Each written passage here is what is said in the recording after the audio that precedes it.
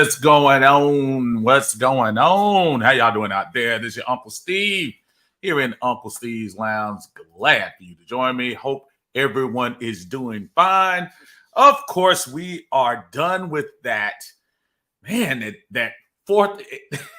I thought the fourth through the seventh round was go kind of quick, man, but that bad boy lasted a little while, right? So I'm glad I did not go live during that time. So, but as I'm sure we have all been fed almost Thanksgiving stuffed with draft stuff for the weekend. But I did just want to check in just to see how everyone's feeling about everything. Of course, the big news, Bijan Robinson being the number one pick. I think it's an interesting reaction to it off and on about whether we should have gone there the first pick. But you know what? Unlike other decisions, I should say, I did go into this draft saying that, hey, it's not really a wrong answer. It's not like we couldn't use running back depth. Now, at that particular point in the draft, it was kind of interesting because you saw Jamar Gibbs come off the board at number 12. So I don't think anyone was ready for two running backs to go in the top 12. But you know what that says? That says teams don't listen to the noise and they pick for need. And I think when you start talking about what Terry and Arthur are doing, I think we need to, and I did it today, so get ready to see it here in the locker room pretty soon. I think we're going blue collar, man. I think this is going to be a blue collar team. I think we're going to run. Don't get me wrong. I think we're going to pass the ball around too, but you're going to see this team run the ball quite a bit. And not in just different ways where they just hand it off. You know, you can see jet sweeps. I can see little bubble screens. Which bubble screen to me is almost like a extension of the run. I think this team is going to be very creative with their running game. And if you're going to be creative with this, you need to get the folks in the house who can do things. So the Bijan Robinson, while received kind of lukewarm, I think by the time we get to training camp and see this young man on the field, and it's not like I hadn't seen him before. He is really good. So I think, hey, let's go for it. Let's see what happens. I do want to go over the picks quite frankly right before we get started in here. So I did have the screen up here with the picks on here. So let's see what we got. Let's see. See that I do that right. There we go. All right. Number one, of course, Bijan Robinson out of Texas. Number 8 pick. Number 2, offensive lineman Matthew Bergeron, who they've already said at the beginning of Terry and Arthur's press conference that they're going to try to move him on the inside. Zach Harrison from Ohio State, another edge player. We can never get too many of those. Clark Phillips, who was a unanimous choice for All-American this year out of Utah, picked in the 4th round. And then our last 2 picks weren't picked till a couple of hours later. That's probably why it seemed like it was so long. DeMarco Helliams, I should say, round number 7, defensive back / safety out of Alabama, and Jovan Gwynn out of South Carolina, a monster of a man at round 7. So nothing pretty, nothing, we didn't get the shiny picks, the shiny toys, but I think we got some things that some young men that we can hopefully build into this roster and see what they got going on and have some competition. That's all it's about, competition. All right, let's see what we got on board. John Brooks, always as usual, number 1 on deck. What's going on, man? I smashed that like. I appreciate that. Please, guys, don't forget Uncle Steve's Lounge. We appreciate you. Please subscribe to the channel. Much love for my Facebook family and Atlanta Bird Gang. You guys, if you get a chance, flip over, give your uncle a subscription, even if you don't watch just hit that button, man. That keeps the content going out there into the YouTube world, and I appreciate it. John also says Bijan Robinson was the best player we drafted. Everything else we did was ho-hum. I think that's probably what was going to happen anyway. If you look at the picks that we made on here, I know Matthew Bergeron is somebody that's intriguing because of his size, and they're bringing him in to probably compete for that guard position. Aside of that, I mean, Zach Harrison, just thinking off the top of your head, probably is going to be a rotational piece, but a good rotational piece. Clark Phillips, who knows how to play the cornerback position. Are we a little concerned about size? Everybody is sometimes. And then the guys in round 7, I mean, quite honestly, it'll be interesting to see if they even get on the field. DeMarco Williams has probably a better chance at a safety position. That safety depth is something that we've been lacking. And Jovan Gwynn, hopefully, is a guy that can, be ready to roll if we need to call him. I don't look at him as being a starter on the team, but somebody that you can look at and say, hey, maybe we'll use him down the line. John Brooks said, we didn't do anything I thought we would do this draft, left me scratching my head.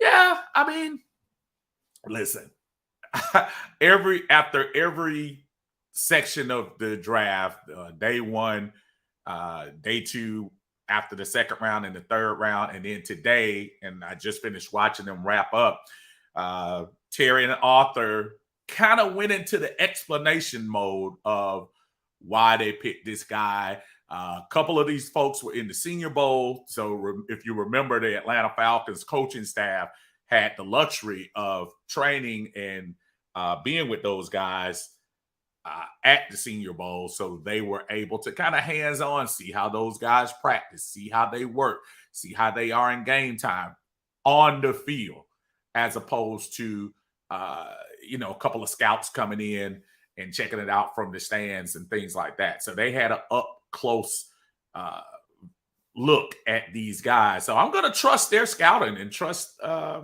what they've done and see what happens. Pamela Johnson, how you doing, ma'am? Good to see you. I saw you over there in the little Falcons chat too, seeing what's going on. False start in the house, brother. What is going on? Glad to see you in the chat with us the other day, man. Shout out to Big Low Country Sports and 95 North, Alberto, for helping us out yesterday with the stream on day 2. And always thank you for Smitty Sports Machine and Tidy Jones from Atlanta Bird Gang for helping us on day 1. It has been a fulfilling week as far as getting all this draft information going on. Facebook user says, what's up, Unc? What is going on with you? Todd, what's going on, Todd? Hey, Unc, you disappointed for 2 days? I thought you was Doug all 3 days. Trying to see what you mean when you say Doug all 3 days. Nope, I was here, brother. I mean, you probably didn't see me. maybe you didn't see didn't see the drafts there, bro. I've been on every day. I was on Thursday, the whole draft. Yesterday, just about the whole draft. We went into the final Falcons pick, and now I'm coming on today. So where have you been? I've been on here. Wallace, what's going on, brother? Good to see you, man. Thank you for joining us in the chat as always. Rusty, brother, what is up? Say, didn't watch today, but seeing the picks, from what I see, we're going to be the type of team we were in 2008, and that's cool. Let's rock. That's really good. 2008, we were a team, and remember, that was the post-Mike Vick, Bobby Petrino departures for that team, and we just were kind of like blue collar. We got a couple of folks to fit in. We got Matt Ryan in. We got a Michael Turner come in and run. We got some okay receivers out there with us, and we just played ball. And that's actually a very good analogy when you start talking about that particular year. That's what we did. And we end up winning 11 games, if I'm not mistaken. Was it 10 or 11? Might have been 11. Something like that. Charles B in the house. What's going on, Charles? Good to see you here. Pamela says, after sleeping on it, Bijan is not a bad pick overall. I love it. Now you finish up saying I love all the picks. Pamela, I share your same wisdom sleep because when the pick was first made, my concern was, oh, we have an opportunity to get a couple of defensive pieces here. We still had Jalen Carter on the board. You still had Christian Gonzalez to help out in the secondary. But after it's said and done, with the addition of Bijan Robinson, not only do you get younger in the backfield, but now you can kind of take the wear and tear off of Tyler Algier as well. This is helpful. This is not point the end to Tyler Algier's career. This probably will enhance it. If you get a chance to get a nice rotation of these running backs, and let's face it, Cordero Patterson, this is probably his last year here in Atlanta, but you'll still be able to use him in such a way that it'll definitely help him out as far as the wear and tear on him, because it's been obvious the last 2 years that the closer we got to the end of the year, he kind of slowed down a little bit. I don't know if that was age or not, but this will absolutely kind of, give some rotation. Jay Black in the house said pass run ratio will be 60-40. There's nothing wrong with that. And you're saying pass run. So you're saying pass 60, run 40. That's probably about right, though. That's probably about right. It's still a passing lead, folks. Desmond Ridder is going to throw the ball around. Kyle Pitts is going to get his. Drake London is going to get his. Whoever fits in that number 2 slot, whether it be Matt Hollis, whether it be Scotty Miller, folks are going to get fed. Jonnu Smith is going to get fed. Bijan Robinson out of the backfield is going to get fed. So it's going to be interesting to see how this all plays out in September. And, they were teasing one of the things that probably the next huge thing, they were teasing the schedule release on NFL Network. They're saying coming soon. I have a sneaky suspicion that they're probably going to get ready to do that. If not this week, probably the beginning of next week. So be looking out for that. But I can't wait to see how the Falcons roll all these offensive pieces out there. King says, what's going on, brother? Truthfully, I wanted Carter, but with Bijan, that game, that's game, man, gives defense fits. And when is the last time we've had a rookie with that potential? Probably number 11 when he came along with the ability, game-breaking ability. It's not saying that some of the guys that we didn't develop had that. Devonta Freeman turned into 1 or 2 years where he ended up being that. But the last time we drafted someone with that type of ability is probably was when Julio was around. And I'm telling you, man, I like it. I like it a lot. Andre, what's going on, Dre? Say, Steve, can I ask you a question? Do you think Will Levis is Tony Romo 2.0? I think Will Levis, in my opinion, was propped up a little bit. I think he was propped up a little bit. I don't think he was as great as people say. Remember how during the national championship it was just so sure Max Duggan was going to be one of the top quarterbacks in the draft, and he didn't turn out. I think people, after a while, they see what I saw, and I saw Will Levis with a strong arm. Saw Will Levis throw the ball to the other person quite a bit too. So maybe he turns out to be fine. I tell you what, the one thing I will say is I hope the NFL rethinks the green room situation as much as I know his girlfriend was getting attention and all that stuff in social media. But I hope they kind of change that a little bit where, hey, if the guy isn't going as projected, maybe they stop throwing that camera in there. I guess it's good drama when you think about it, but I don't know, man. especially today, man. People trolls are horrible, man. The way they treated that man. Brother Winston, what's going on, man? Good to see you in the house. Thank you for joining us. Jay Black says, we addressed the lines in the draft, and that's what ATL staff promised them to do. Oh, we absolutely got depth in the draft. Bergeron was the only person that I figured I kind of thought we would go after a center, but maybe they have a lot more faith in Dahlman than I thought. But it really seems like, between Bergeron and Gwen, it looks like they are doing that. And I like Zach Harrison pick out of Ohio State. You know, he plays some top level competition. Let's see how that all works out. And again, as we speak, the draft done. I mean, now we can start looking at some undrafted free agents, the diamonds in the rough, some of those folks that were good, but probably not on the list. You know what I mean? So let's see how that ends up working out. Norman in the house. Norman says, pretty solid draft. It was solid. It was neat. It was a neat draft. It wasn't a flashy draft. I want to tell people too. Thank you, Winston. I appreciate that, brother. I want to tell people too, don't get caught up in the Philadelphia Eagle, Georgia Bulldog thing. It's a cute story. And don't get me wrong. Yes, Nolan Smith.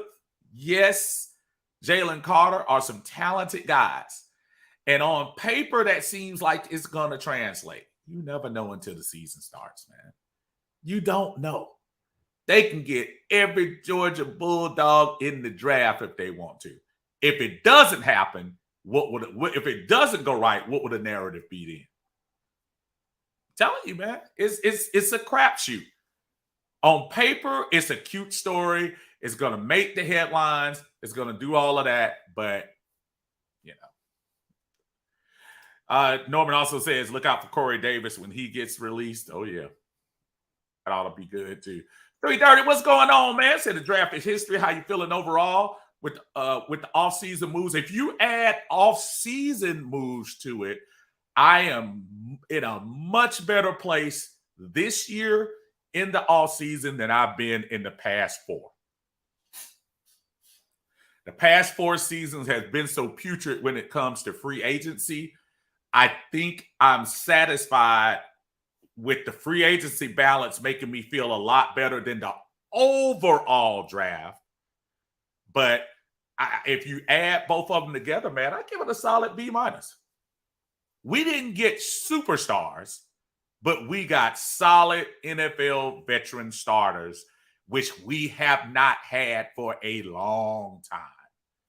So I don't want that to be lost in the mix. We got solid, talented NFL players. Just haven't had that in a while, and I'm a little concerned. I was always concerned about that. Facebook user says, I love our draft picks. Okay, and that's fine. That's great.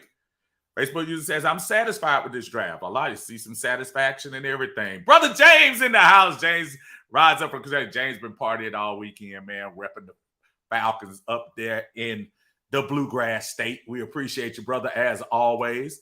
While it says, I think they got every player they scouted that fit what they wanted. And if I'm not mistaken, I think I counted 4 of the guys that I know were at the Senior Bowl. 4 of the 6. I could be wrong, but I'm pretty sure. I know it was 3. I know Bergeron was there. I know Phillips was there. And I know Gwen was there. But the fact that they got a chance to see these guys up front is really interesting. My brother David Stark is in the house. And that is a good question, David. Why did we not address receiver? I don't know whether there is a secret plan, whether there is an undrafted free agent gem that we have, or whether they think Frank Darby is ready to be unleashed. That was a joke, but I have no idea why they didn't go well with the wide receivers. And there were plenty, and they had their opportunities. But I must admit, y'all, I like the pick. So let's break it down. Offensively, you got 2 offensive players. I'm sorry, 3. You got obviously Bijan, and you got Bergeron and Gwen for your offensive line depth, something we talked about. And then on defense, you talked about secondary. You got Clark Phillips and DeMarco Helliams. And then on your edge, you got Zach Harrison. And don't think that some of the guys they're bringing in might not work. And also, let's remember, folks, every time we go through this year, every time we go through this every year, we keep forgetting they chopped off a little money by getting rid of Casey Hayward. So you might have a little bit of free agent money just in case there are some cut days coming up after that preseason that you want to get somebody else from somebody else's team. So keep your options open. Jay Black says, I believe we had a solid draft of people. Staff did due diligence. Most draftees performed well at the Senior Bowl. And that's, yeah. And they got, again, Jay, they got that intimate look at them. It wasn't a snapshot from a game. It wasn't somebody going to a practice or two, a scout going to a practice. There were people on the Atlanta Falcons staff that probably got to see habits and things like that. So it's always a plus. Miss B. It says, it's funny how folks was so worried about hurting Ritter's feelings with quarterback talk, but no one cares about Algier when he actually earned to be the starting running back.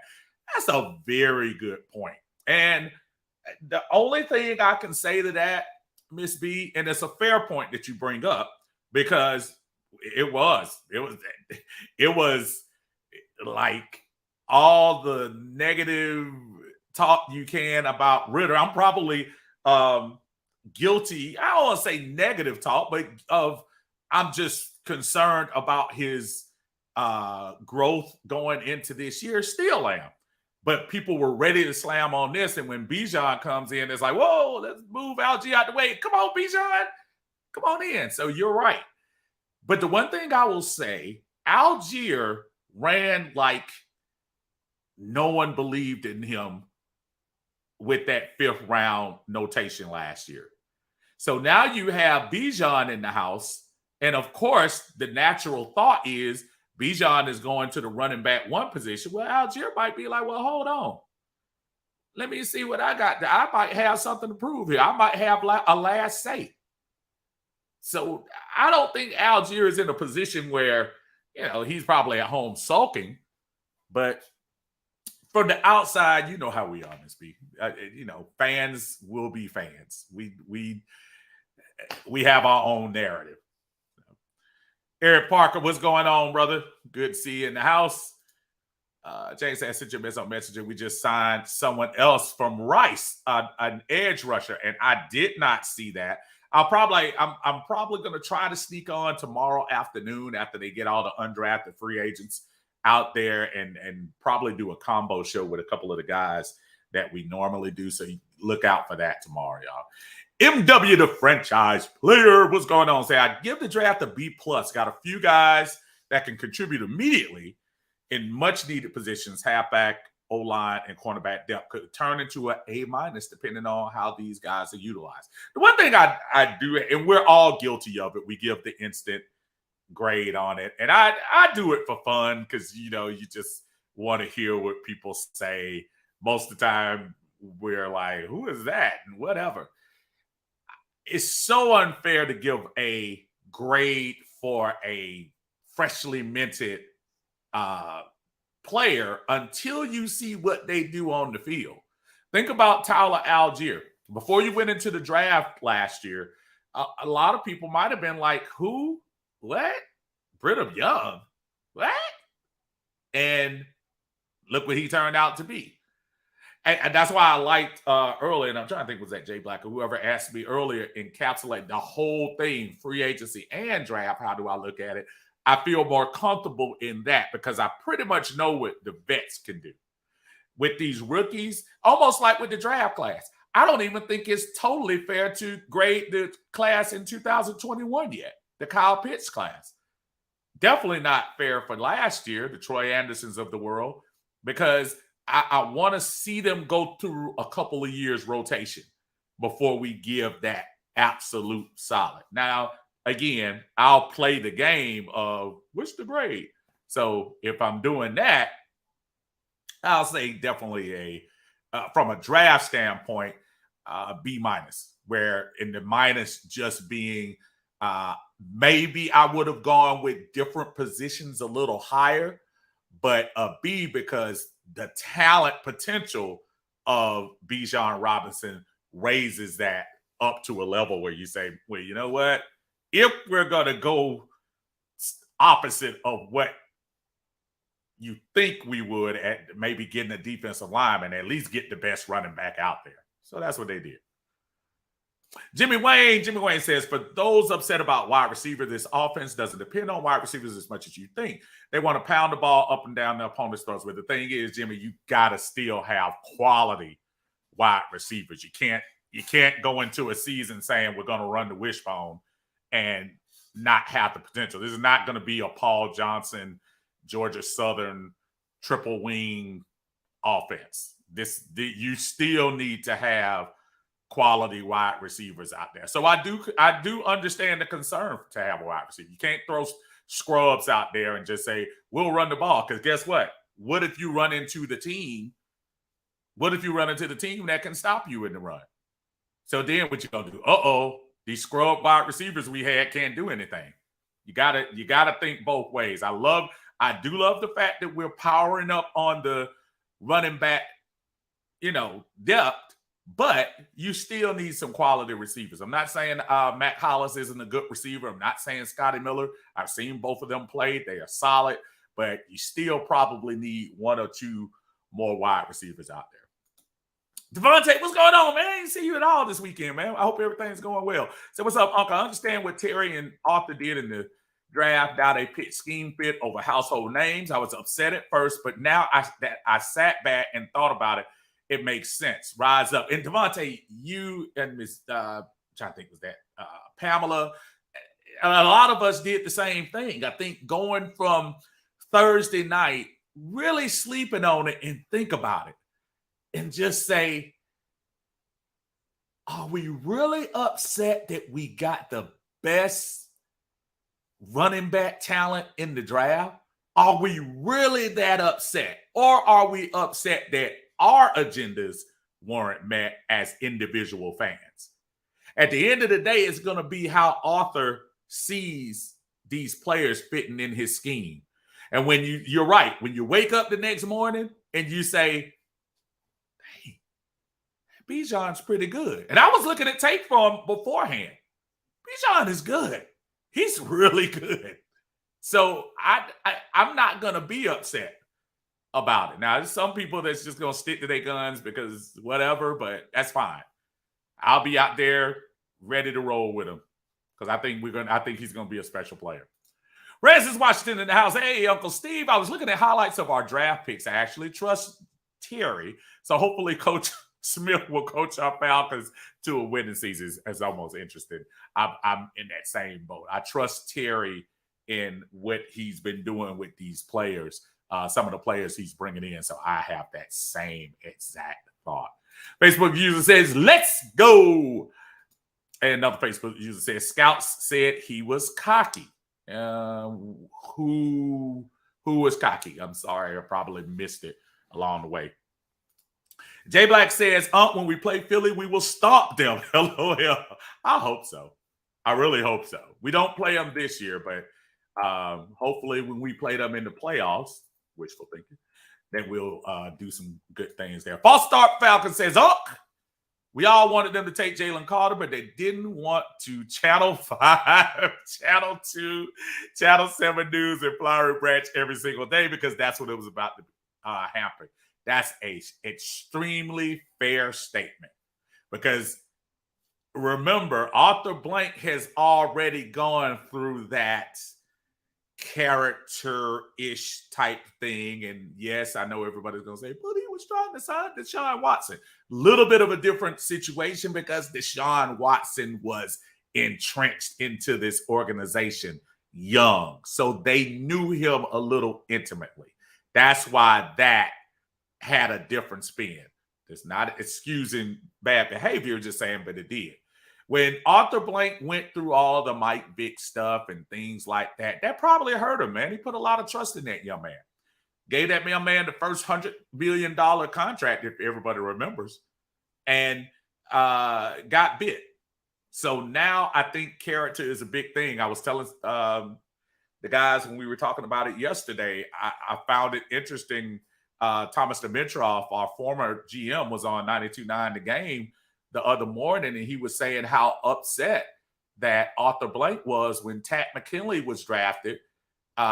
We traded up to draft him, and he went out there and gave his little curse word field tribute to his grandmother when he was on stage, and said Arthur Blank was upset about that. It's not so much even about the brand. It's about, being able to reel in. Like when you're on the field, that's when some of those emotions and things come out. When you're in the public setting, you represent the team. And from the moment they said with the 18th pick or whatever Tat was, the Atlanta Falcons choose Tat McKinley, you represent the Atlanta Falcons. And that was the first impression people got. So I can understand that. Dan burst in the house. What's going on, Dan? Dan says, exactly. They are still NFL unproven. We have 2 undrafted free agents from January 2023. And Josh Ali, out of Kentucky, looks pretty good. Yeah, Josh Ali, I forgot we did sign him right after that. Facebook user says this roster blows away the last 2 rosters. I expect 10 to 12 wins. If I had a number to pick on it just from being first instinct fan, I think the NFC South is in some trouble. Unless Bryce Young comes out of the box and just absolutely dazzles, I just don't see any team in the NFC South that's gonna beat us. I just don't right now. Again, fan talking, but I'm also saying, I just don't see it. We surrounded Ritter with enough things that if he does make some mistakes, it shouldn't absolutely bury this team.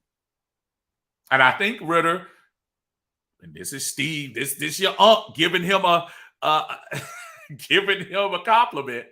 I think he is a better quarterback that we have going into this camp than we had last year with the defector going to Philadelphia last year.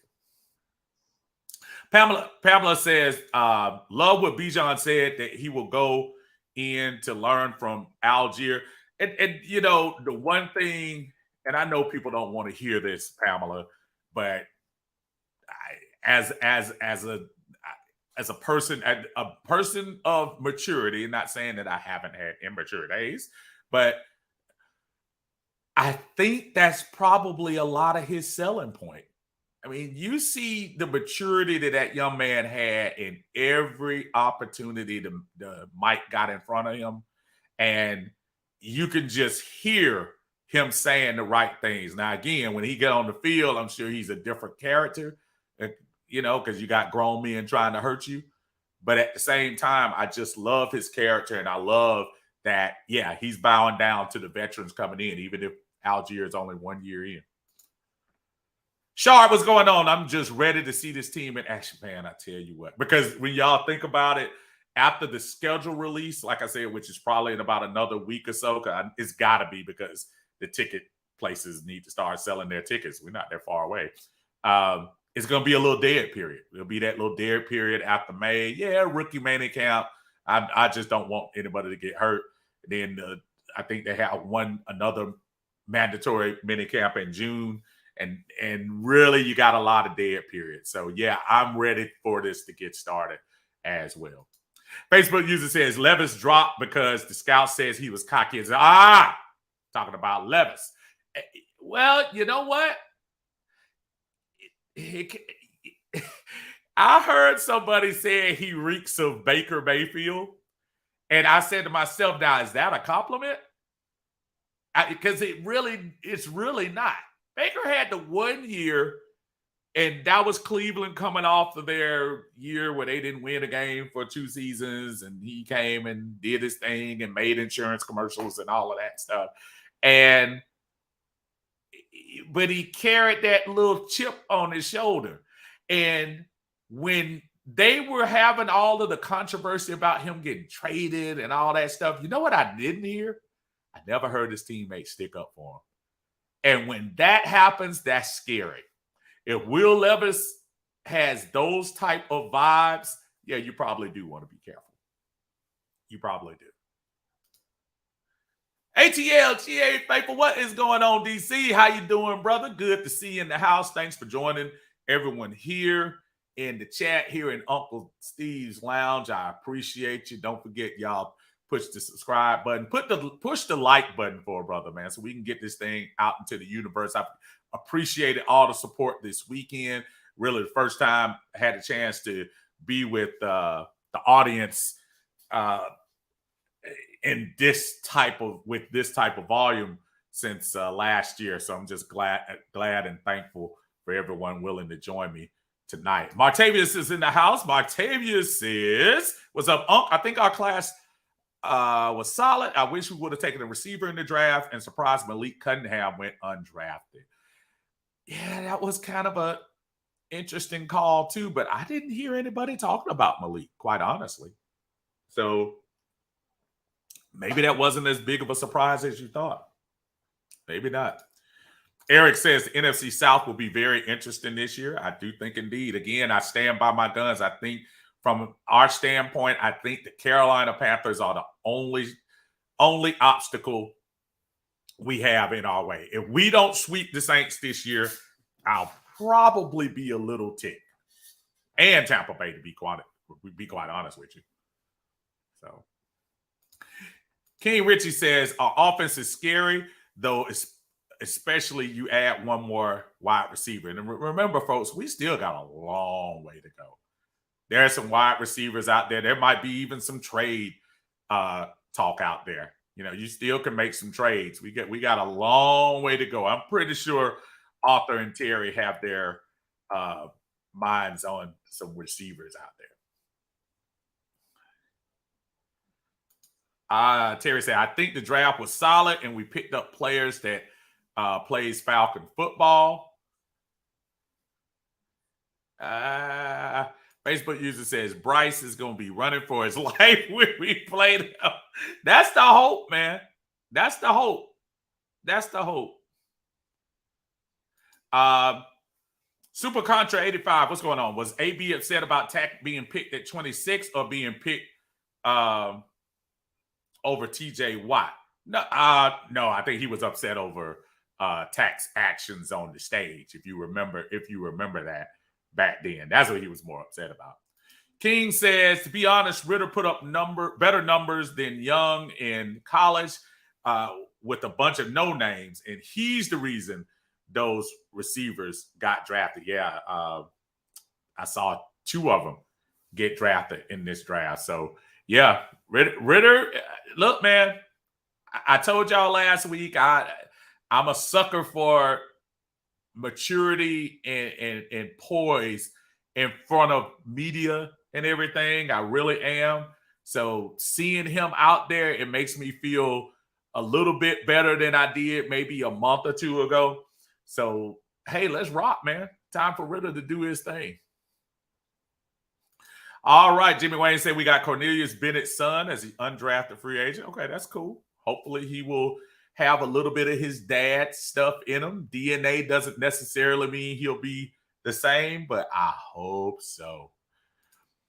Blizzard Mike, what's going on, sir? Say, what's up, Uncle Steve? This draft was electric to me.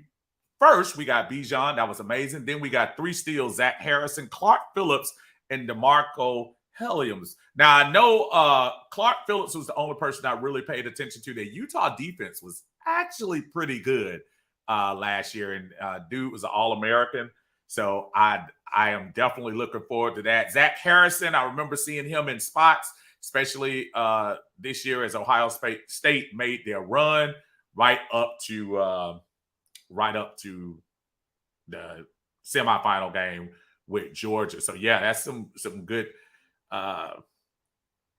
folks there. And of course, anybody from Alabama, you got to give them a chance. Yeah, plus Bergeron was a steal from Syracuse. That ought to be pretty good. They sound pretty they sound pretty happy about. Um, they sound really happy about what they had in Bergeron. So that ought to be interesting to see if he can go in there and take that guard position. Man, that would take so much stuff off of the plate, and I think we'll be in really good shape if he can do that. That would be awesome. You don't have to worry about the Jalen Mayfield thing. You'll be able to absorb the loss of what somebody that was playing. All of a sudden, his name escaped me. The guy came in and took his place for a little while, but we did need somebody to come in that guard position. Supernova says the Falcons has traditionally struggled against rookie quarterbacks. In your opinion, how do we currently stack up against the Aints, Pansies, and Sucks? And again, and I didn't see this before I was talking about it. Now, I'll say this. You're right. There is a little bit of problems that we've had recently, and I say recently, over the last few years with rookie quarterbacks. I will say the influx of veterans that we got on free agency has kind of made me feel like I'm not sure if we're going to have the same problems. Think about the last 3 or 4 years. We've had a lot of young people play on offense, and more particularly in the secondary. I think now that we have a little bit more of a mature secondary with Jesse Bates back there, Mike Hughes coming in, and some more vets on that front line with Amiyata and Calais Campbell and Caden Ellis. I'd feel much better this year going against rookie quarterbacks. And let's face it, 3rd and 4th string quarterbacks. PJ Walker came in here, XFL superstar, and threw all over us, and we shouldn't have lost to him in the game against Carolina, but it almost beat us here in Atlanta if he didn't take his helmet off. So, yeah, just a lot there. But, yeah, I look at us this year in the NFC South since you asked. Yeah, the Saints don't scare me. Derek Carr can be had, and if our defensive line is as good as I think they're going to be, I think Derek Carr and the Saints are going to be in trouble. I look at a sweep there. The Panthers, I think the Panthers have a nicely filled roster. They're needing a quarterback. That's why I say, quite honestly, if Bryce Young shows up, it could be interesting, but I say a split there. But then also I look at the Tampa Bay Buccaneers, and I think Tampa Bay, obviously they bought a Super Bowl when they brought Tom Brady in, and Tom Brady was able to come in here and trick all these veterans to come in and play. You'll see an exodus of all of them coming in because Baker Mayfield not going to be putting the ball there like Tom Brady was. That's for sure. Pamela says we have a player that wants to be here and wants to play for the Falcons. That's interesting too, because at the beginning of free agency, Pamela, I'm not going to lie to you. The first thing you think about if you're a free agent, is you're looking at the teams that probably not only need people, but the teams that have a little money. I mean, if you're Calais Campbell and you're at the age you are, the other competing teams or the other playoff-ish teams that you would think he would go to, they're not going to sign Calais for $7 million, even as good as he's been. They would probably get him for 3 or 4 or whatever. But the role that he's going to play here as kind of the mentor on the field, again, that character, man of the year a couple of years ago, that's what you want on your team. So, yeah, it's definitely a little bit of wanting to play for the organization, but let's not also fool ourselves and say, yeah, I see that salary cap, Atlanta. Y'all got some money. Oh, Millie Mills, is that you in the house right here? Millie Mills, what's going on, brother? Say, that boy Bijan opens up everything. Defense got to account for him. Not to mind you, Kyle Pitts. Ooh, I can't wait. Don't tell nobody we coming. I'm just just visualizing a little bit of what Millie said. You got Kyle Pitts on one. If you play the 12 technique, you got Jonnu probably on the other side. You got Bijan Robinson / Tyler Algier in your backfield. Drake London on one side. It really doesn't even matter. I'm going to say Matt Hollis just for the conversation. And you just think about that. And you think about that same offensive line that Bird made those holes for you. I mean, and you have Desmond Ridder with probably the biggest chip on his shoulder this year. It's going to be scary for some folks, especially in the NFC South. It's going to be real scary. Oh, my goodness. But Kyle Pitts, man, that's what a wild card. If Kyle Pitts comes back and shows any of the flash he gave with the Falcons with Matt Ryan that one year, I think you're going to see that touchdown figure change. I think Kyle Pitts might be having a great year. Facebook user said we won't have to run dependent on the right side. Now we can run anywhere if we want to if Bergeron fits that guard spot. If Bergeron fits that guard spot and you can even give Ridder a little protection, woo! Just telling y'all, it's going to be great. Facebook users also say clearly Bijan runs where he wants to. Oh, man. King says the reason rookies was beating us is because all we had was Grady and Terrell on offense. Now they can't say that. They can't say that. Now we're going to be fine. And this is the other thing, King. We're talking about free agencies. We're talking about rookies and everything like that. You know who's the most important addition to this team, I believe? It's going to be Coach Nielsen. Ryan Nielsen, I think, is going to be the perfect transition from Dan Pease for this defense. Not only for the incoming folks, but the folks who've been here for the last 2 years. Dean Pease, as much as told everybody, listen, I had to kind of, have my hands tied with the way I was, treating the guys because a lot of them couldn't pick up real well. That's not his fault. Those are the guys that were drafted. Those are the guys that they brought in. Remember, we weren't bringing in, folks who are used to starting. When you talk about 2021, 2022, we were bringing in a lot of second stringers, a lot of undrafted free agents. But now we have some truly battle-tested veterans, a couple of them high-level playing veterans. So add that to the mix because those guys who were here the last 2 years, now they're going to see how people on the next level train. And now they're going to see how people on the next level respond. And with that, that's where I see this is going to be a really big deal. Millie says, Bryce Young is food. Listen, I'm not telling you he's going to be the greatest, but I am impressed with him. Dude, even some of the games that Alabama lost last year, it wasn't because of Bryce Young. Bryce Young is a nice talent. Now, will his size translate? I don't know. But I know if you have talent usually overcomes all of that. And I just see Bryce Young as somebody, maybe if not even his rookie year, about a year or two. Yeah, that's why it's important for Ridder to kind of catch up to this curve really quickly. Because I think if you let Bryce Young get a little bit of a head start, and I know Ridder got his little 4 games, but it's essentially you have 2 very fresh quarterbacks starting this year. I don't think it's any way that Bryce Young won't start this year. I think that would be crazy.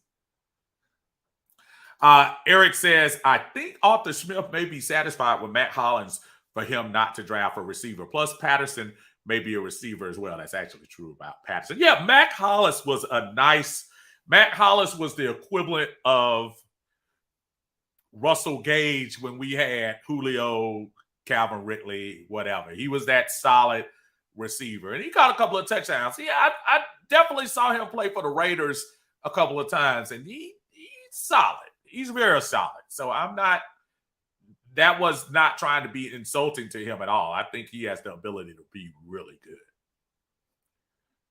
good. Bryce Young was that, man. Y'all don't like Bryce. Oh, what's up, Larry? How you doing, man? The Dixon Wade, Larry's in the house. Y'all make sure y'all go check Larry out. I know he is heartbroken over the exodus of our Atlanta Hawks this year, but we got the Braves this year, so y'all make sure y'all double check his channel to catch some live reaction from him. Always have an exciting time on there.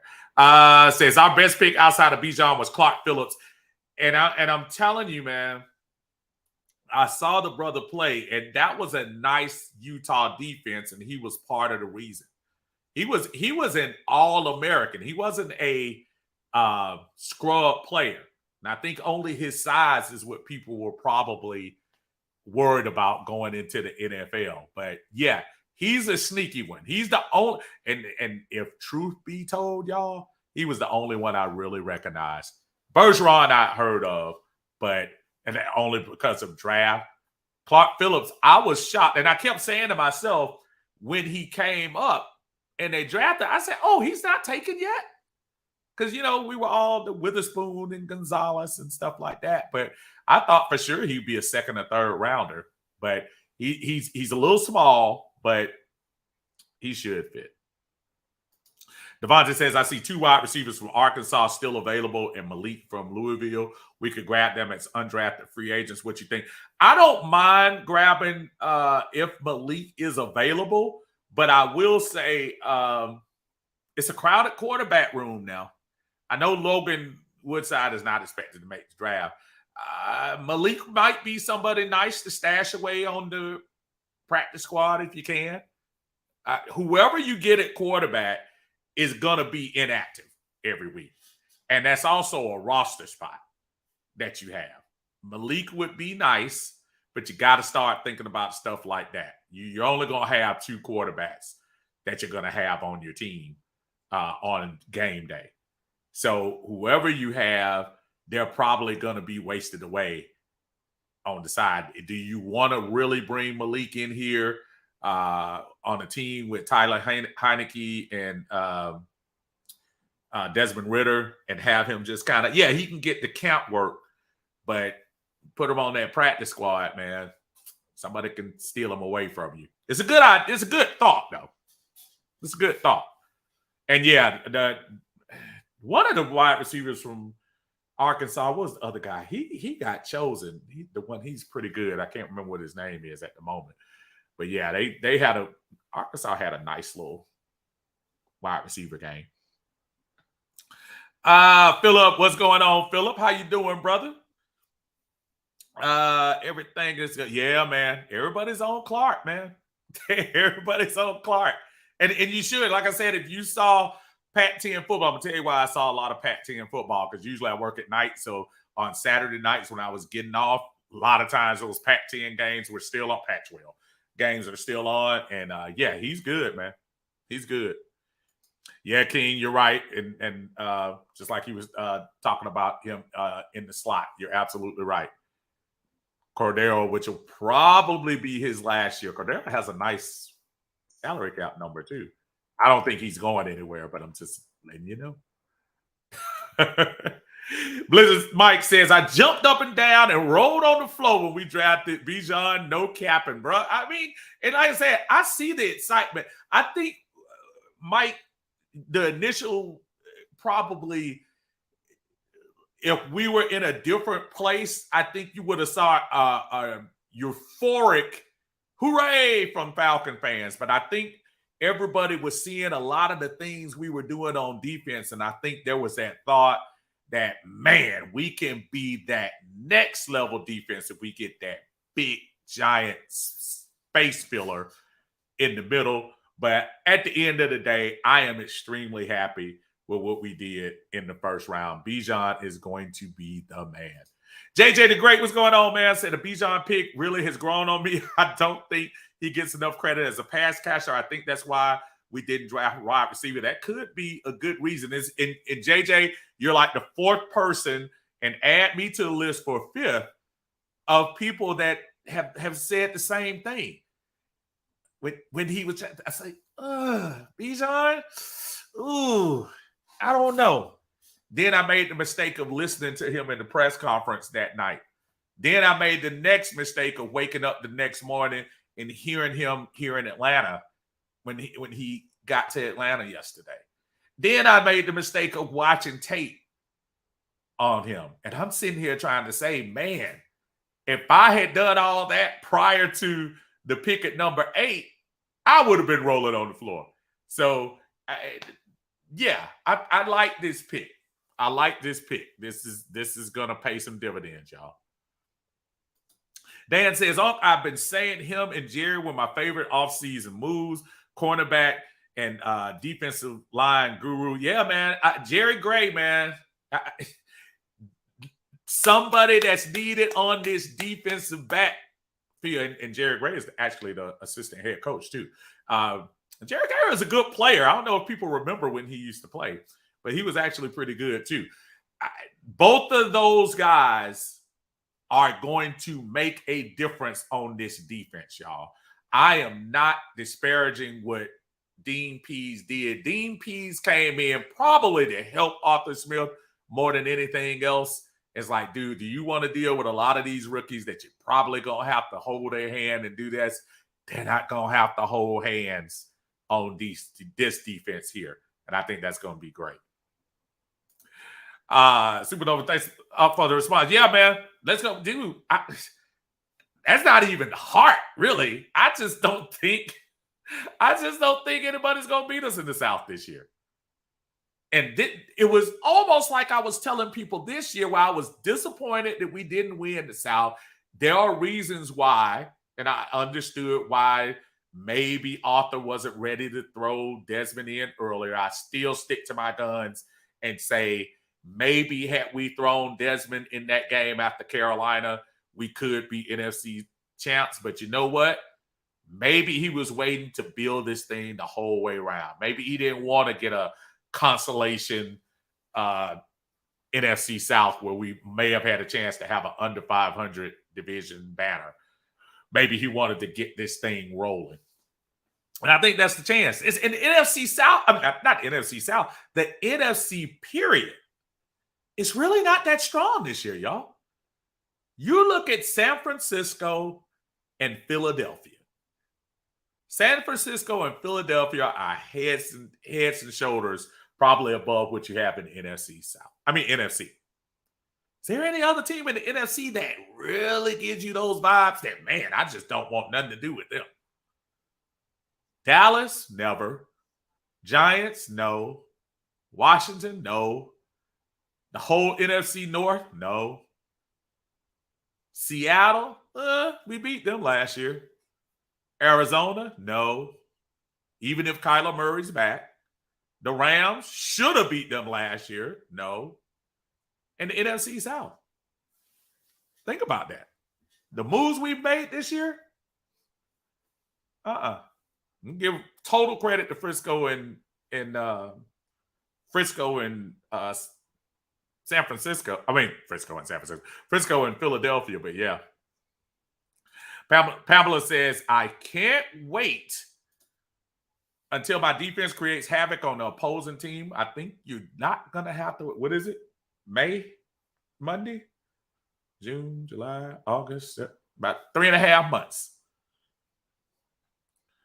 David says 2 wide receivers are signed as undrafted free agents. Let's see. Let's see what happens. You got them too. Now let's see what else you bring to the mix.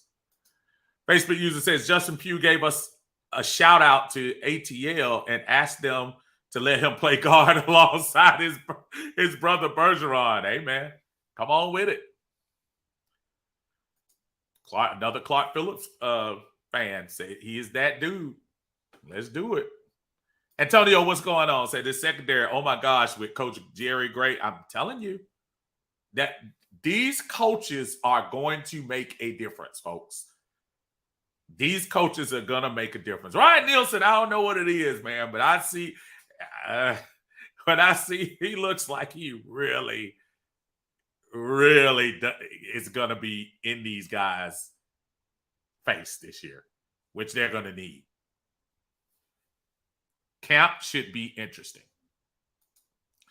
Blizzard says, a part of me was hurt we didn't get Carter, but he was for the taking. I was amazed with the Bijan pick. I was thinking offense at that point. Listen, I think anybody who was down here, I think the Jalen Carter thing has been, we've talked about it. I get it, the unfortunate stuff that happened, but then also the things that were also self-inflicted. I still sit here to this day, as horrible and tragic as the accident was with the UGA players that were killed in the alleged racing thing, I still say the pro day thing weighed heavier on his stock.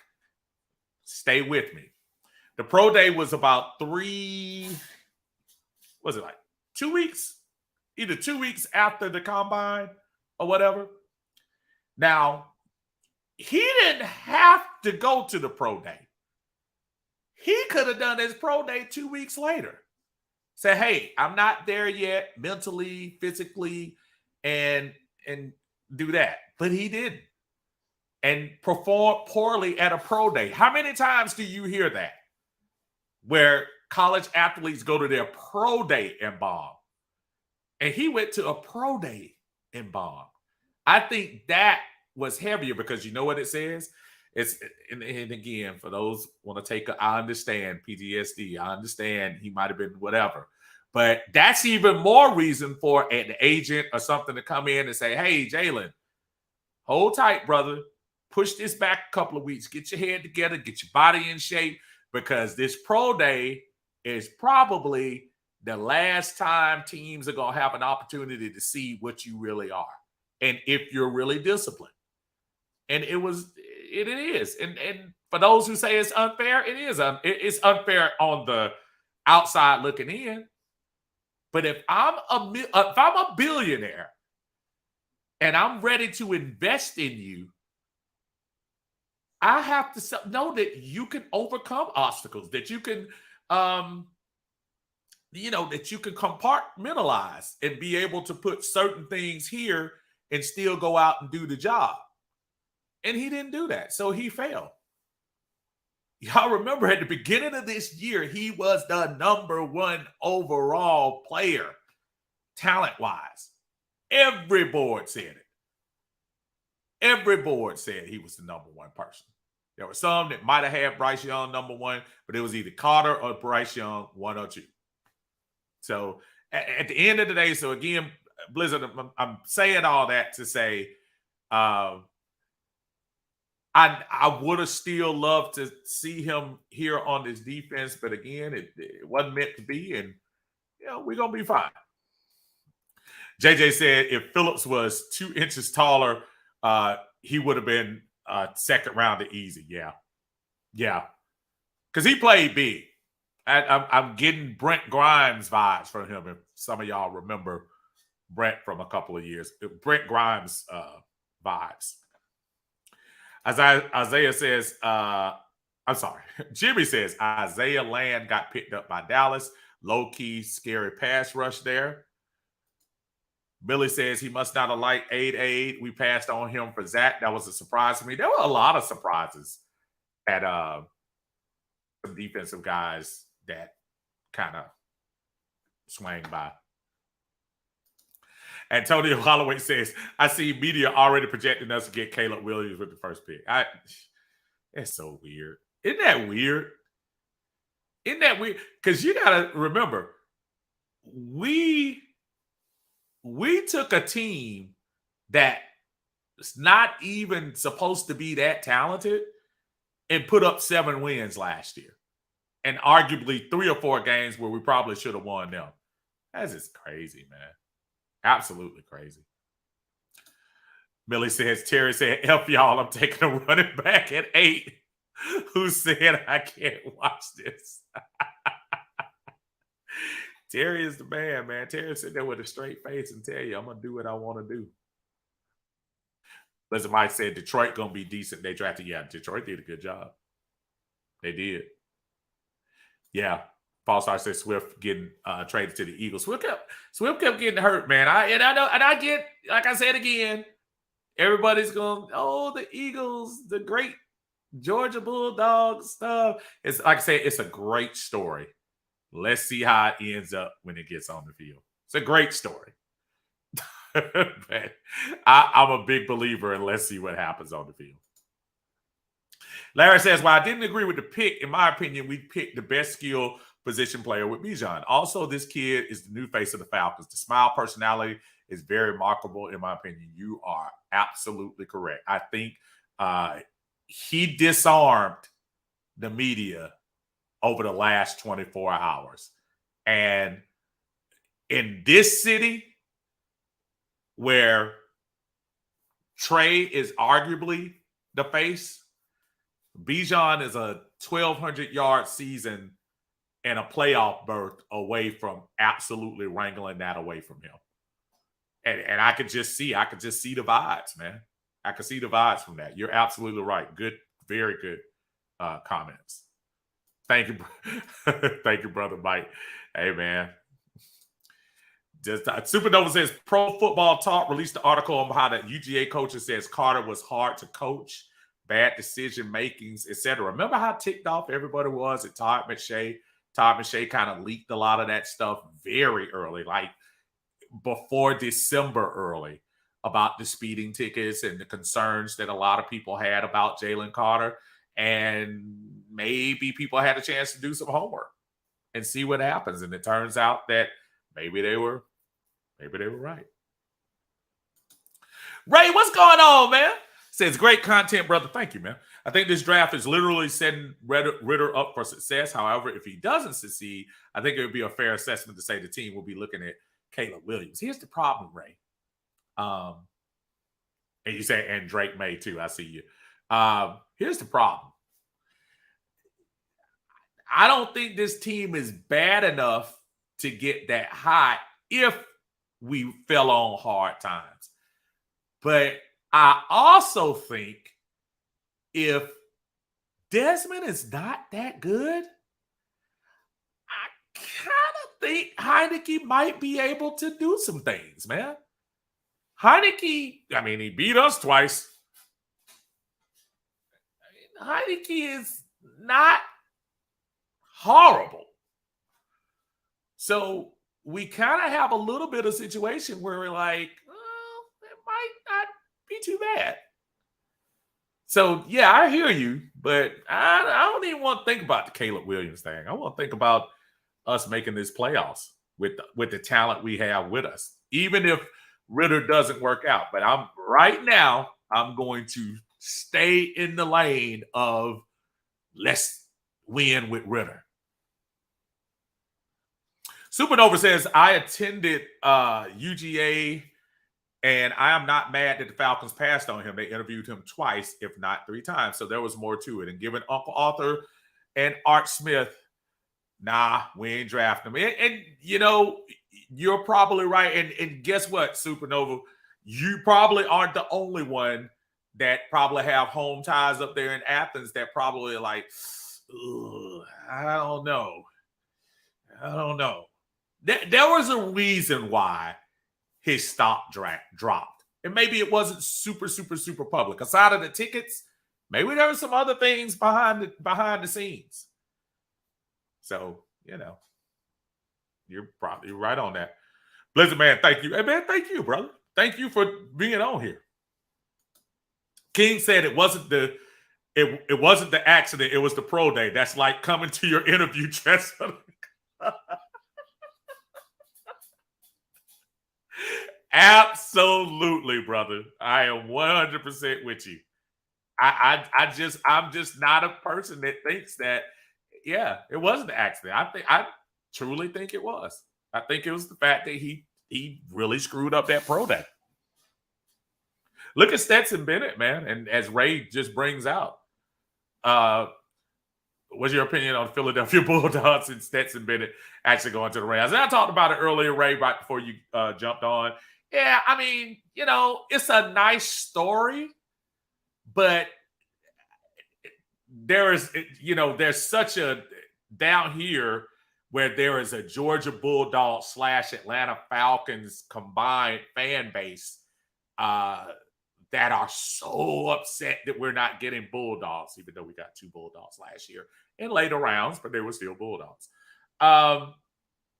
Folks, we can't draft all of them. And if Philadelphia goes on to win 3 straight Super Bowls, then maybe I'll sit back and say, wow, you had an opportunity. But even Philadelphia couldn't draft them. Philadelphia did this purposely.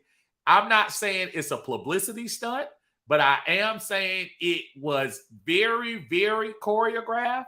The mere fact that you got Keely Ringo, you traded in DeAndre Swift, you got Nolan Smith in the late. It is part that they were good players, but I think it's also part to say, think how we can market this thing. It's got to be. I mean, some of this stuff, you got to remember, at the end of the day, football, it's about winning, but it's also entertainment too. You got to know how to balance it. Now, if you win, you're good. You can have all the swagger stuff and all that. But then you can also be the Memphis Grizzlies who walk around all regular season and say, we're the best, we're the best, we're the best, we're the best. And get drugged in 6 games by ancient basketball players on the field, on the court, I should say. I was so happy to see Memphis get beat. Dylan Brooks was the quietest I've heard him all year. JJ the Great says, "No, I normally don't get rookie jerseys until after a year or two. I don't even have a Pitts jersey yet, but I might have to make an exception for Bijan. I've already got a couple of new things there. You see, I got Pitts over there, and Jerry. I have a whole new things. Actually, soon as they haven't put the veterans guys out there. I'm going to probably put 1 or 2 veterans up here during the season. We're going to rotate this thing. But yeah, I obviously I'm waiting for Bijan. They have the draft jersey out right there. But I was trying to remember because, he can't have 8. I guess he can't have 8. But it'll be interesting to see what number he takes. Maybe he'll steal number 1. But he can't take number 1 because that's Uncle Steve's. He can't take that. Devontae says, I heard Bijan wants to be an actor. What do you think about that? I don't know. As long as he can act like he's a great player, I think. I hope so. Oh, man. Austin Douglas, what's up? Austin say, I think Clark Phillips is a day 1 starter in the nickel. He's going to be a problem. Austin, I absolutely concur. And as I'm so happy to hear a lot of people on the Clark Phillips thing. And if you haven't seen him, please go to any old tape of him. He might be that guy that you say, oh, he might be nice. You talk about nickel. Shoot. He might mess around and push Okuda. He might. Antonio says, got a question for you. What's been your favorite draft pick so far in the Terry Smith era? Well, I got to immediately point last year in the 5th round to Tyler Algier. That's so far, I think, my favorite. And it's not to say that the Troy Andersons, D'Angelo Malones, the Ebikettis, and those guys can't eventually grab my attention, but Tyler Algier, dude, 5th round, and you come up and remember he was inactive the first 2 weeks, right? I know he's definitely the first week against New Orleans. He was inactive. He wasn't even. I don't know. He might have been on the field, but it might have been on the sidelines. But Couldn't even play. Turn around and be your first rookie 1,000-yard runner. And I love that. That's my pick. That's my pick, Antonio. Q, what's going on, man? Q says our second string is strong. Ritter all day. I hear you. Say our second string quarterback is strong. Got it. Absolutely. Eric says, I think Bud Dupree was a big shot for me. Definitely glad to have him. I'm going to tell you what, man. When Bud Dupree is rolling, so you might see more Bud Dupree on that edge, that outside linebacker than you might see our Georgia guy on there. And his name is escaping me for the moment. Y'all help me. But Bud Dupree is that guy. Just couldn't stay on the field. They paid him a lot of money. Couldn't stay on the field. So, David says Stetson went a little higher than I thought. And I saw that when, I thought it was a great move for the Rams, bring another Bulldog in there to see what's going on. But I kind of thought he would go 5th or 6th round. But 4th round for Stetson, it's pretty good. And somebody tell me, did Matt Dugan, did he get picked? I don't know if he did or not. But Larry says Bijan will be the offensive rookie of the year, 1,400 yards rushing, 400-yard receiving, Pro Bowl. If he is Marshall Faulk 2.0, we might surprise everyone. I wanted Skoronski, but Bijan plus a left guard in the 2nd round makes me happy. I'll disagree with you from a standpoint of 1,400 yards. I don't think they're gonna let him, unless Tyler gets hurt. I don't think the plan is for him to run that much. Not run that much. I don't think the plan is him to run 1,400 yards. This is what I do think. I'll take 1,100 yards and I'll boost those receiving yards up to about 650, and then me and you are on the same page. Probably Pro Bowl. I can go for that. And you're right. The addition of that left guard will be awesome. Cool Beans in the house was going on. Say, I think they are trying to put their arms around Jalen and create a family environment. Yeah, and sometimes, that's a good thing. And in Philly with, Fletcher Cox and, even though he's on the other side of the field, Jason Kelsey and all those vets up there, man, what a great situation for Jalen Carter to go into. And maybe having those guys that he played around for the last 2 years, that could help as well. Because the young man is no question about his talent, but you just got to make sure you get through here, man. Got to get through there. JJ the Great. Cut Franks? Felipe Franks? You going to cut Felipe? Obviously, I'm joking. Oh, man. So you give Drake's number 15 and give Bijan number 5. It ought to be interesting to see how that number thing does kind of play out this year. Because you figure Bijan going to have a single digit. So it'll be interesting. One is still open, right?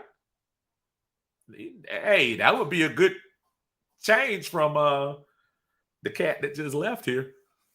But, What's up, nephew? He said, got that Bama boy in 7th round overall, man. Yeah, you gotta give him some credit, man. What's your scout on that, nephew? Give me a quick scout on that if you get a chance to on that. King says once they get that quitter mentally, he had on pro day. They was like, nah, I knew that was the nail in the coffin for the Falcons. Yeah. Oh, yeah. Absolutely. Larry said Clark Phillips might challenge that starting. That's what I was saying. Absolutely. Amani says we're going to act like Phillips in London wasn't beefing a little bit with the Utah USC rivalry. Yeah, you know this already.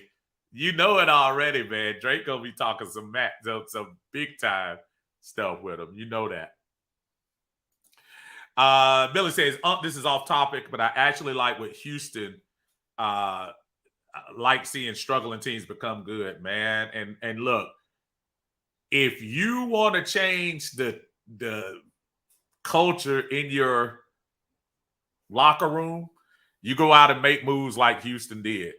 D'Amico Ryans is saying, yeah, I needed a quarterback, but let me go back up here and get the real, and I'll say it again for anybody. I think Will Anderson was the best overall talent. I know I was saying what the people were saying about Jalen Carter and Bryce Young, but Will Anderson was the best college player for the last 2 years in college. And I really mean that. I know the Heisman doesn't recognize defensive players, but Will Anderson is such a beast that I just feel like he went I don't want to say disrespected at the end, because number 3 pick overall, but yeah, Houston did some great stuff.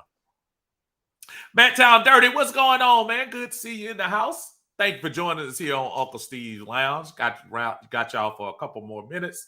On here, JJ said Dugan went to the Chargers. Okay, I missed that. Okay, good call for them. Good call for them. Thank you, Cool Beans. I see you on there too.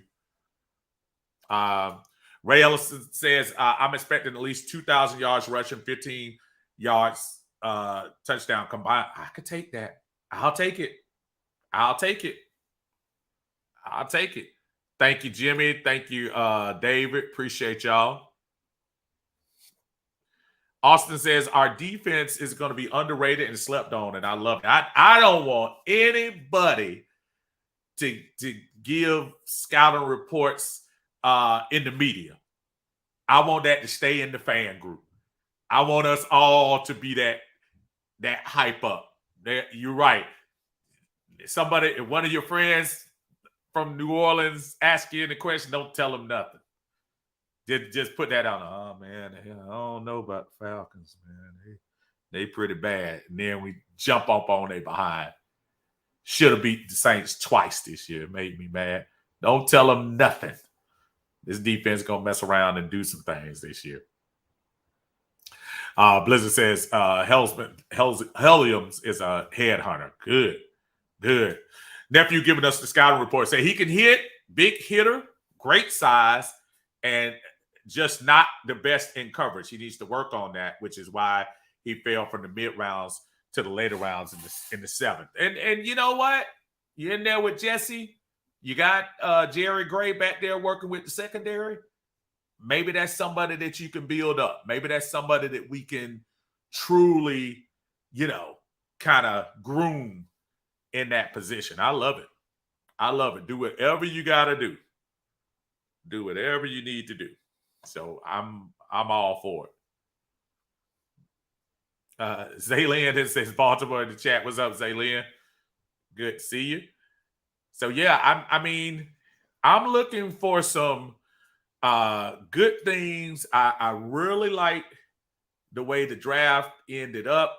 Like I said, I know we didn't do a lot today with the last pick or two that we did, but Armani says, Ryan Nielsen, I met him when he was at NC State on a college visit one time, and that dude is for real. He would get in your face and actually coaches and teaches the defensive line very head on. Armani, I promise you, before you even came in, I literally said that he seems like that guy. I didn't even know that, but that's good that you had a little bit of insight on that. I literally just said that before you start popping in the screen. So that's good. But that's good to know. And you think about it, it's gonna be good for these young guys who were drafted in 21 and 22 because they were used to Dean Pease. And I don't know what Dean Pease persona was. I don't know whether he was in your face, but he kind of seemed like your grandpa out there who had a lot of knowledge, but I don't know. He might not have been that guy. And I don't know. Maybe he was. Maybe he was in yesteryear. And remember, we got him out of retirement. So he came out of retirement to come to the Falcons. You have Nielsen, who is on his trajectory is up. This is his job from defensive line coach up to defensive coordinator. So he knows if he has any aspirations on the future as a head coach, he's got to do the job here. So, yeah, I'm glad you pointed that out. Thank you, brother. Antonio says, check highlights on this undrafted free agency. We just signed Justin Marshall. Okay, I'm going to take a look at that. Matter of fact, I'm glad you said that. I'm going to put that here on the thing. Justin Marshall. There we go. All right. As soon as we finish, I'm going to do that. Absolutely. Austin says, people forget that Ritter can run too. Just think what the defenses have to deal with. Tyler, Bijan, Cordell at the end of the game. Uncle Steve, I feel like Bijan is Kamara 2.0. I like that. Minus the fights. I would love if Bijan is Kamara 2.0. Absolutely. I can deal with that because Kamara is a beast. As I was saying, that's why I can't be mad. And I'm not going to sit here and try to pretend my emotions yesterday. Now, I wasn't like some folks. I've seen some folks go over the top. Well, no, Bijan is the worst pick in the history of fact. That's so stupid. Whenever you get the best position player, the best player in his position in the draft, how can you really be totally upset? I'll even take it another step further. Going into this draft, I was trying to explain how, and it's funny, everybody's talking about wide receiver. There were not a lot of positions that you could really say, we don't need that. Because even with the positions we got, running back, offensive line, defensive back, safety, we still need wide receiver, in my opinion. Still need another defense. Even with defensive lineman you got, you still need more, in my opinion. Depth in the secondary can never hurt. Helium's got too many brothers to learn from AJ, Jesse, Richie, Jalen. Hey, man. And that's what I'm talking about. Absolutely. Iron sharpens iron, man. Let's do it. I'm about to say, yes, sir. He is very quiet to the media, but Coach Nielsen is for real. I thought about the Jalen Carter. Maybe he wasn't the best fit here because Coach Nielsen is no nonsense. Okay. That might make sense, though. That actually might make sense. That just might. Plus, Arthur Blank shies away from any controversy due to the Vic situation 15 years ago. Again, it's so funny because you came in here. I literally went over that too. See, great minds think alike, Armani. That's why I literally just said that probably about 45 minutes ago. How Arthur Blank is probably a little shied away from those folks going through that Mike Vick thing and getting the wrong publicity for that. The Atlanta Falcons for that 2007 and 8 year, even though that was only the 1 year that we dealt with it, but every game, Mike's in the face, getting questions asked. We were going through the trial as Mike Vick was going through the trial, and all of that stuff was going on, and Arthur Blank had to be in the center of that. And I'm sure after that, he didn't want anything to do with, bad character guys. And I know people get upset with that. Well, how come we just get some rugged guys, some rough guys, got a little edge to them and stuff? And that makes sense. But do you want to deal with the collateral damage from that? It makes sense until you start getting a lot of troublemakers. You don't want to be on TV trying to defend folks all day. You don't want to do that. Thank you, nephew. I appreciate that, man. I appreciate that. Austin says, what do you think about Harrison out of Ohio State? What are your thoughts on Arnold and Malone and Troy taking that next step this year? As I was saying a little bit earlier, I like the move with Harrison. You definitely... If anything, when you talk about Ebiketie and D'Angelo, moves like this will kind of motivate them because listen, they're going up in the third round. So shoot, Evan Kennedy was at second and Malone was fourth. So they like, hey, they bringing in people in here. So they bringing competition. That's going to bring out more in me. That weight room training might go up about 10 minutes after seeing this draft. So I like the move, and I like Harrison. As I said before, I think he got some long arms too. Big dude. So I love that part of it. So yeah, nothing I don't like about that. And when you talk about Troy and Arnold and them making the next step, that's going to be up to Coach Nielsen. That's why I say the most important person on this team this year. It's not Arthur Smith. It's not Desmond Ridder. It's Jeff. It's Ryan Nielsen. That's going to be important. King says they're going to be surprised when you find out how good we really are. They're going to be trying to side with the Panthers, but we the real sleeper team. And I want that. You know why I want that for real too, King? Just keeping it real. I got a Vegas trip to make, and I need Atlanta to be picked to be the fourth team in the NFC South this year. I want, because people, I'm going to tell y'all what's going to happen now. If we were to go to Vegas right now, and they probably not going to have the odds until June or July. If you go, the odds makers are going to still say New Orleans because there's still a lot of stupid people out there that put money that still think Drew Brees is still there. So New Orleans will be a favorite. Carolina, because they got Bryce Young, will be second. Tampa Bay, because people still think Tom Brady is still there or he's coming out of retirement. And then they'll have Atlanta fourth. Perfect. Let me put $25 on it. I'll tell you what I did, y'all. And hold on. I'll bet y'all one thing. Hold on.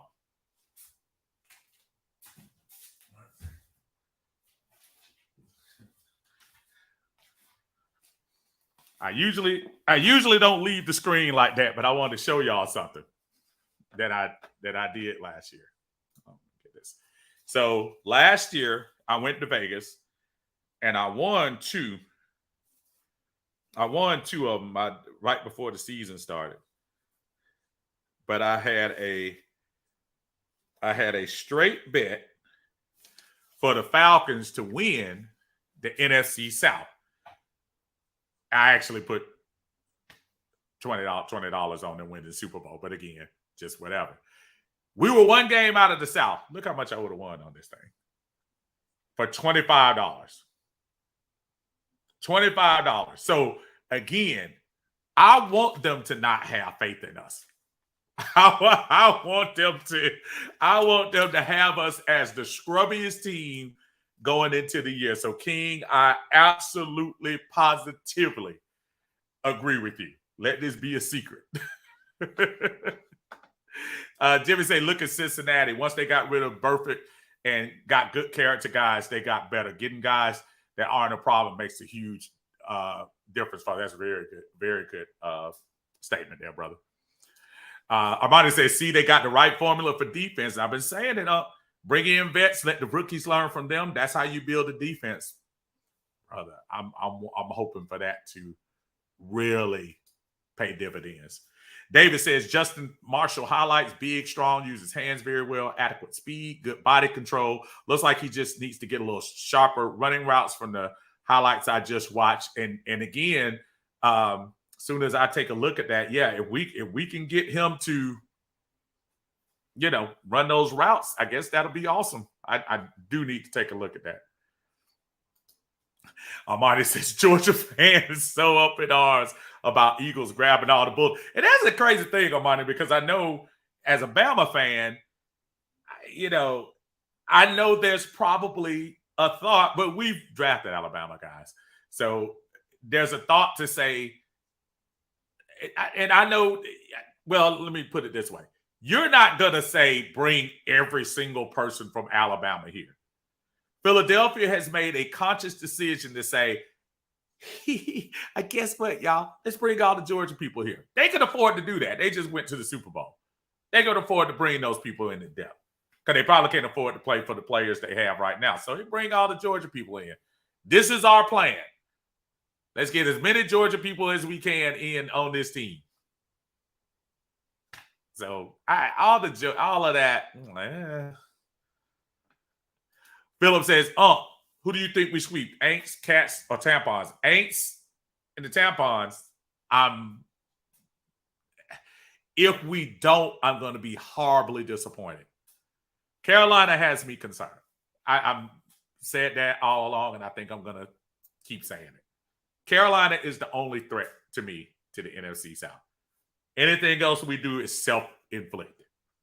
And really, when you think about this year, both New Orleans games self-inflicted. And I don't even want to say self-inflicted for the last one, because that was Desmond Ritter's first ever start in the NFL. So I'm not really going to pounce on him for going to the Superdome and basically losing in the last minute. So I'm not going to be that stupid. But to answer your question, Saints and Tampa should be 4-0. Baker Mayfield. David said, I don't think the stupid money is on New Orleans because they think Breeze is there. I think it's too much hype on Derek Carr. And it could be a little bit of that too, David, but this is the thing.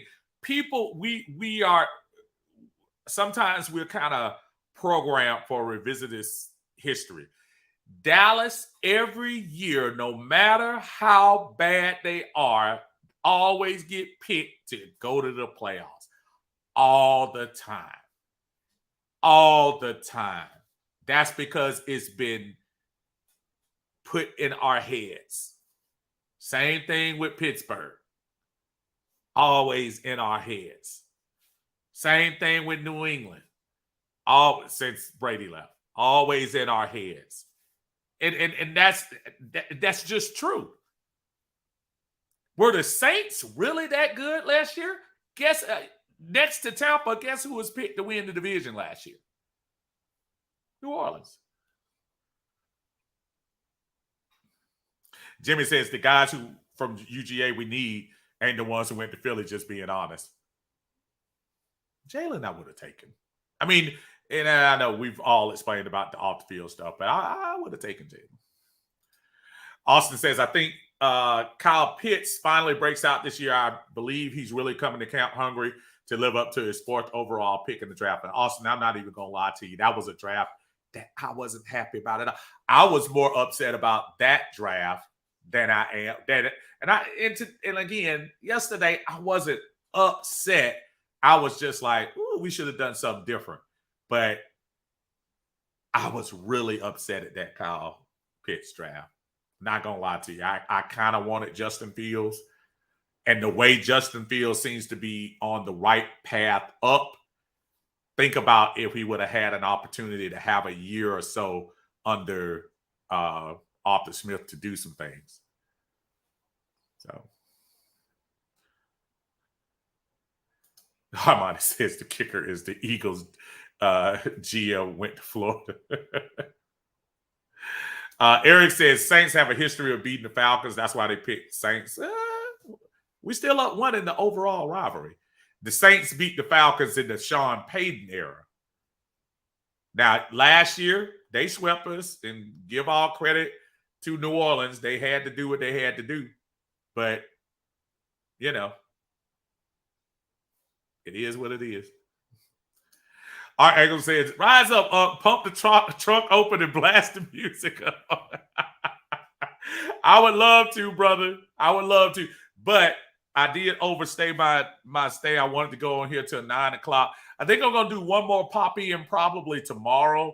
I'm trying to hook up with the fellas, man. I'm going to see what Southern Silk is up to and whatever combination they're up to tomorrow. And hopefully we can all get together, meaning Smitty or Alberto or Big Low, Country Sports. Hopefully between us, I'm sure we're going to be on recapping what's going on tomorrow in some fashion or form. So whatever form they are, please go out there and support them. Also support our fellas out of your Falcon Mind.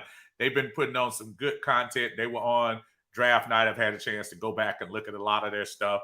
Just awesome stuff, man. And one time for the fan as well. One time for the fan.